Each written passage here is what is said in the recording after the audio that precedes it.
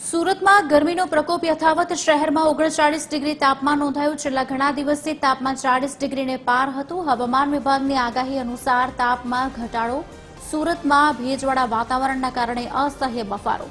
39 ડિગ્રીમાં પણ 42 ડિગ્રી જેટલો અનુભવ થયો।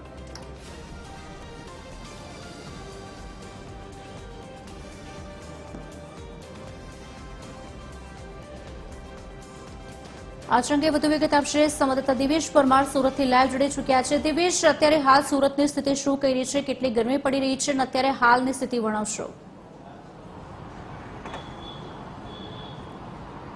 बिल्कुल जे प्रकारे सतत छेल्ला घणा दिवसोथी 40 डिग्रीने पार जे सूरतनुं तापमान रहेतुं हतुं 1 डिग्री घट्युं छे। 39 डिग्री तापमान छे, परंतु जे प्रकारे भેજવાળું वातावरण छे ने तेना कारणे असह्य बफारो जे छे ते शहेरमां यथावत छे અને જે પ્રકારનું વાતાવરણ છે છેલ્લા ઘણા દિવસોથી 40 डिग्रीने पार રહેતું હતું, ત્યારે શહેરીજનો જે છે તે તાપમાં ખૂબ જ અકળાયા છે। અને ખાસ કરીને જે પ્રકારે સુરત શહેરની વાત કરીએ તો જે પ્રકારે सूरत महानगरपालिका તેમજ ट्राफिक विभाग તેમજ अलग अलग संस्थाओं द्वारा જે પ્રકારે લોકો તાપમાં બહાર નીકળતા હોય છે તે તમામની તકેદારીના ભાગરૂપે અનેક સંસ્થાઓ દ્વારા શરબત વિતરણ કરવામાં આવ્યું હતું। તો સુરત મહાનગરપાલિકા દ્વારા અલગ અલગ 4 રસ્તાઓ પર શેડ બનાવવામાં આવ્યા હતા, જેથી કરીને વાહન ચાલકો જે છે તેમને ક્યાંય ને ક્યાંય તાપથી થોડી ઘણી મર્યાદામાં છૂટ મળી રહે। ખાસ કરીને सूरत ट्राफिक पोलीस द्वारा पण बपोरना समये सिग्नल बंद राखवानी व्यवस्था छे ते करवामां आवी छे, जेथी करीने तापमां कोईने ऊभुं न रहेवुं पड़े। आम अलग अलग संस्थाओं अने अलग अलग जे सूरत महानगरपालिका तेमज ट्राफिक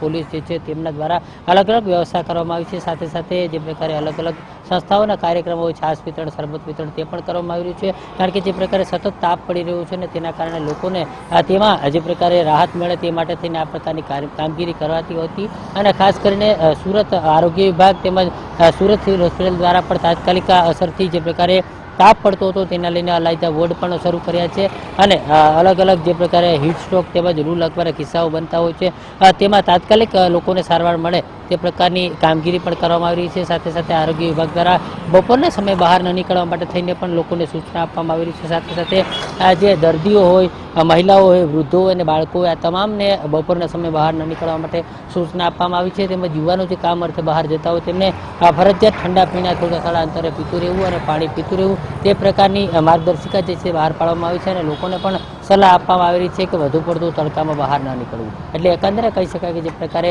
તાપ જે છે સતત વધી રહ્યો છે અને તેના કારણે હવે સુરતીજનો જે છે તે ક્યાંય ને ક્યાંય अलग अलग જે વ્યવસ્થા કરવામાં આવી છે તેમ છતાં પણ તાપમાં જે છે તે લોકો હેરાન પરેશાન થઈ રહ્યા છે। આભાર દિવેશ।